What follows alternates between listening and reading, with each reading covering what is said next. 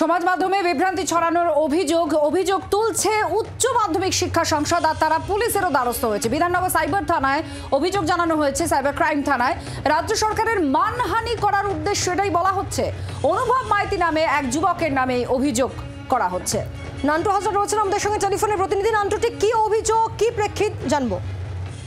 দেখো, তোমাকে জানি রাখি, ইতিমধ্যেই উচ্চ মাধ্যমিক শিক্ষা সংসদ তারা কিন্তু বিধাননগর সাইবার ক্রাইম থানায় একটি অভিযোগ দায়ের করেছেন এবং যে অভিযোগে বলা হচ্ছে যে বৃহস্পতিবার রাতে তারা একটি ভিডিও পান, যেখানে তারা দেখতে পায় যে উচ্চ মাধ্যমিক পরীক্ষার যে পদার্থবিদ্যার প্রশ্নপত্র ফাঁস হয়েছে এবং এই প্রশ্নপত্রের পিডিএফ ভার্সন একটি হোয়াটসঅ্যাপ গ্রুপে সেখানে দেওয়া হচ্ছে। এবং এই যখন এই ভিডিও প্রকাশ্যে আসে তখনই তড়িঘড়ি উচ্চ মাধ্যমিক শিক্ষা সংসদ তারা বিধাননগর সাইবার ক্রাইম থানায় অভিযোগ দায়ের করে। এবং ইতিমধ্যে যেটা জানা যাচ্ছে যে উচ্চ মাধ্যমিক শিক্ষা সংসদের তরফ থেকে বলা হচ্ছে যে তাদের এই যে প্রশ্নপত্র, সেই প্রশ্নপত্র সেফ জায়গাতেই রাখা রয়েছে এবং কোনোভাবেই সেই প্রশ্নপত্র লিক হয়নি।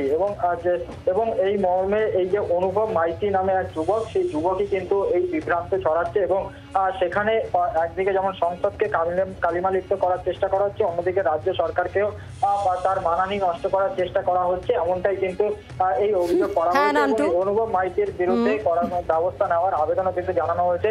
নজর রাখো। ধন্যবাদ। থানায় বাংলার আওয়াজ, বাঙালির আবেগ, জি 24 ঘন্টা।